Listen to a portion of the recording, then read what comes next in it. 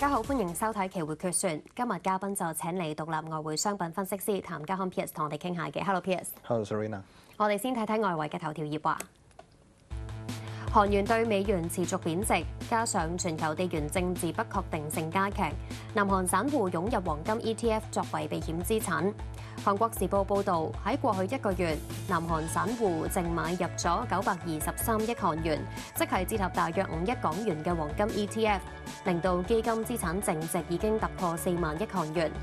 報導引述專家話，投資者視黃金 ETF 為防禦型配置，預期避險需求將會持續推升金價同埋 ETF 嘅需求。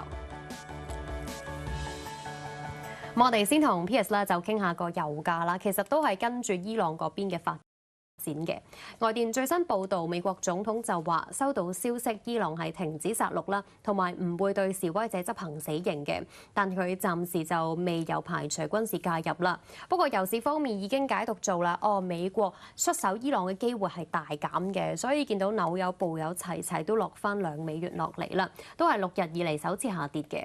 嗱，Piers 你又係咪咁睇呢？即係睇翻美國全國廣播公司都有篇報導引述個消息話啦，即係特朗普希望美國對伊朗任何軍事行動咧都係快速同埋徹底嘅，咁但係現時佢啲顧問團咧又俾唔到保證，所以先有咁嘅講法同埋口風啦。係咪即係意味住炒作呢個投機其實都未必已經完結咧？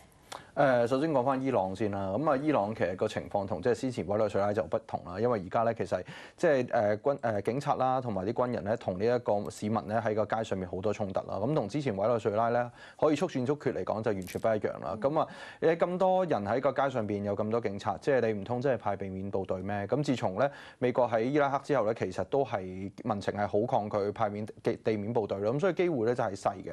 咁但係你話喂會唔會即係用斬首嘅形式對付呢一個哈梅內伊咧？咁真係不得而知啦。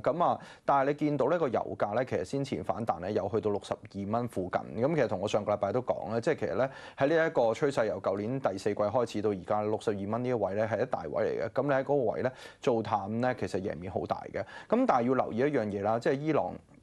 即係石油，因為俾人制裁咗好耐啦。其實先前嚟講咧，就喺個油價咧，佢發生衝突嘅時候咧，個油價都冇乜太大反應。咁唯一一個咧會有機會令到油價轉勢嘅原因咧，就係咧嗰個霍爾木茲海峽啦。因為伊朗咧其實咧係好近霍爾木茲海峽啦。咁如果佢作出為啲騷擾啊或者等等嘅話咧，會影響咧整體嘅油價變化，因為嗰度牽涉咧全球20% 嘅油咧都會喺嗰度經過啦。咁土耳其嗰邊咧嗰啲專家就話咧嘅機會唔大嘅。咁因為畢竟咧其實佢有90%自己咧都有90%嘅油咧都係呼嗰度過啦，同時之間咧即係佢出油咧咁咪賣俾佢主要嘅盟友啦，即係好似我哋國家啦都幫襯佢好多噶嘛。即係除非你話即係呢一個神權領袖即係確實自己唔得啦，跟住咧就損人不利己咁樣嚟攬炒先有機會。咁所以暫時嚟講咧，仍然咧我都覺得咧個油嘅部署咧都係62、63蚊嘅位做淡啦。如果唔係嘅，真係升穿去到64蚊嘅時候咧，可能咧就先行止蝕啦。否則嚟講咧，我相信咧反彈做沽嘅操作仍然都係 work 嘅。不過其實大家都明啦，即係近日油價轉強翻，其實都係投機多過個基本面嘅。雖然講緊 OPEC 減產啦，但係 non-OPEC 咧都係會增產，而且有啲政治因素啦，就係美國中期選舉，保持低油價都係應該佢哋希望見到㗎啦。嗱，其實如果講翻高低波幅方面啊，今年油價係咪都會再大啲咧？我覺得油價應該係低位整固為主嘅。咁當然啦，頭先講嗰個地緣政治因素，如果真係發酵到頭先嗰個情況，雖然機會細，咁嗰個有機會咧就令到油價會急升啦。即係好似舊年年尾有段時間，即係以色列同伊朗嗰段時間咧，其實個油價都彈得好高。咁暫時嚟講，我覺得機會唔大嘅。咁我大概睇啦，其實50至到65蚊附近呢個位置咧，係今年大部分嘅 range 嚟嘅。咁畢竟咧，即係其實而家全球嗰個對即係經濟面都唔係太理想啦，因為畢竟咧舊年開始嘅關稅之後，其實大家經濟咧都傷嘅。但係反而就係留意住究竟其他國家增產嘅情況，即係好似委內瑞拉咁啦，即係而家即係特朗普都已經逼嗰啲油企咧重新投資，咁變相就係增加油嘅供應啦。美國自己有增加供應，除非係推低咗個油價嘅生產成本，否則嚟講咧，其實嗰個整體嚟講咧都係變差，都係喺低位徘徊嘅機會比較大嘅。即係油價嚟講，可能嚟緊啊都係低位整固啦。咁我哋轉睇翻就係個金銀價啦，齊都要轉跌嘅。金價翻去$4580附近啦，比新高大約咧$4642，回調就唔夠$100嘅。而個銀價咧就恐怖好多啦，低位落到咧就係$86嘅水平，單日計高位回落嘅幅度達到7%。不過而家咧其實都上翻咧就係接近90嘅水平嘅。金銀價回啦，其實都喺特朗普話觀望伊朗發展之後先至發生嘅。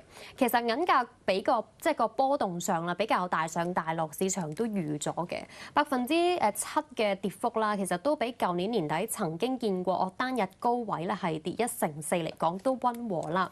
咁我哋望埋成個金銀比率啦，上日係跌破50嘅，都係10幾年嚟第一次啦。然後個銀咧就大跌散啦。咁係咪即係都有啲啟示同埋參考性可以俾到投資者咧？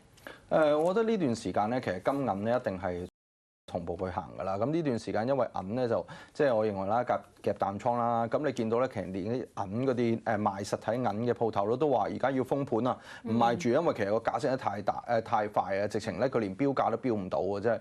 咁所以而家呢個水平嘅情況嚟講咧，我覺得可能會出現一個即係睇下會唔會喺高位會有個少少嘅調整先啦。因為畢竟咧升得好大嘅。咁但係咧其實喺個主題上邊咧，其實頭先講過嘅地緣政治啦，或者等等因素咧，其實咧都係追住呢啲貴金屬去走。咁所以就算佢回，其實都未回得太多，反而咧金銀都好啦。其實你可以參考翻咧2025年嘅頂位，即係好似銀82蚊呢個位置啦，金咧嗰啲4580嗰啲位置咧，其實咧你再步穿翻睇升咧都係值博嘅，因為畢竟咧而家momentum都好強嘅。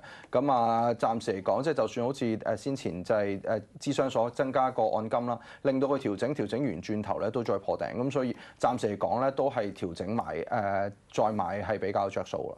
暫時嚟講咧，即係可能要再等等啦，高位可能咧都會有翻些少回調先啦。另外睇睇匯市方面啦，今朝南韓央行議息嘅維持息率就係2.5厘不變，都符合預期。留意央行喺聲明當中有刪除關於進一步減息計劃嘅措辭啦。行長喺記者會中咧都明確講到話貨幣表現咧係佢哋做決策嘅重要因素。其實係咪更加可以肯定啦？南韓減息嘅週期完結咧？但係央行表態又一啲幫唔到個匯價啦。有分析提到要扭轉翻韓元貶值係需要幾大部門出手嘅。管理個退休基金嘅南韓國民年金公團啦，就係財政部啦、央行啦。咁你認為啦，當局係咪真係咁有決心話扭轉翻個貶值嘅趨勢咧？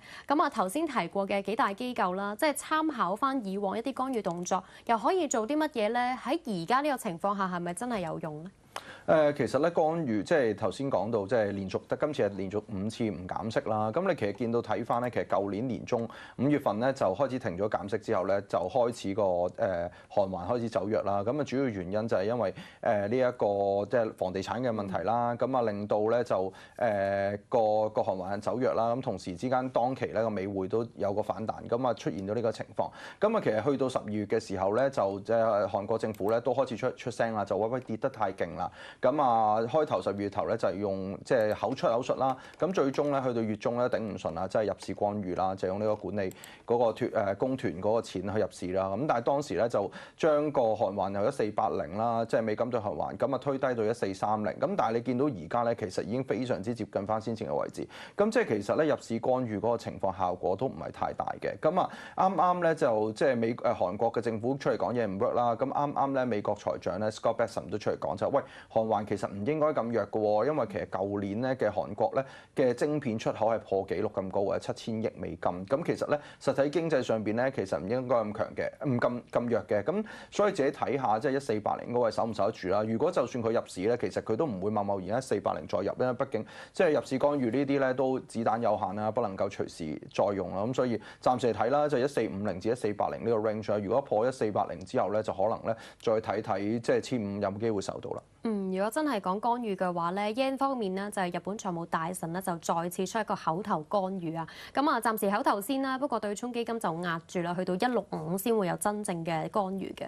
如果參考翻啲倉位部署啦，想唱 yen 嚟講，係咪都仲可以等下咧？冇錯啊，可以等下啦，因為即係而家已經好高呼聲就高市早苗就會解散國會啦。佢就豪賭佢自己，因為佢嗰個民望好高，佢高到70%，想重新即係建立一個即係支持自己嘅即係國會嘅情況啦。咁啊喺咁嘅背景之下咧，如果真係俾佢成功嘅話咧 yen 咧應該仲有排跌，因為畢竟咧佢嗰個政策上邊咧都係寬鬆貨幣政策啦，再加埋咧就會刺激增加軍備，咁啊變相咧就係使多啲錢啦。咁對於日元咧嗰個底咧都係唔太理想嘅。咁你見到而家水平咧，睇翻咧，其實已經跌穿咗舊年嘅高即係升穿咗舊年嘅高位啦，dollar yen。咁嚟緊2024年嘅高位就係162啦，其實都非常之近嘅。咁啊，反而我就覺得咧，日本央行咧過去咁多年，我哋睇佢會唔會入市干預，主要原因就會睇佢嗰個速度快唔快啦。咁即係你話升完一陣，跟住佢有個調整，慢行一個整固完之後先再升嘅話咧，咁我相信咧未必會干預嘅。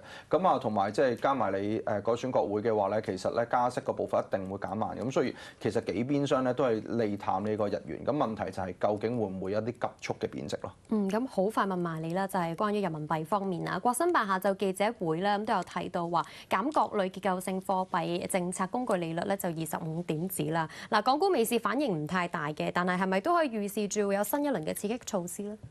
都係㗎，因為你見到咧就即係你減息咁啊，其實都係想希望啲錢流去個經濟或者可能某啲行業啊大幅支持，令到經濟增長喺度啦。咁但係你見到即係呢段時間你見到人民幣對美金啦，咁其實咧人民幣都偏強嘅。咁啊主要原因咧就係一個息差咧收窄咗啦。咁你再減息啊，可能拉闊翻，可以令到個人民幣會弱翻少少。咁睇下會唔會喺7算附近啦，就會見翻7算咯。咁啊，當中其實今日會議都有提到話咧，另外就有啲加大創新投資等等嘅措施。咁詳情市場咧都仲要啲時間去了解一下啦。嗱，今日其實都唔該晒 Piers 啦，同我哋分析商品咧同埋匯市嘅情況嘅。咁啊，交易時段嚟到呢一度啦。咁 Now 財經台同 ViuTV 之後都會分途廣播嘅。拜拜。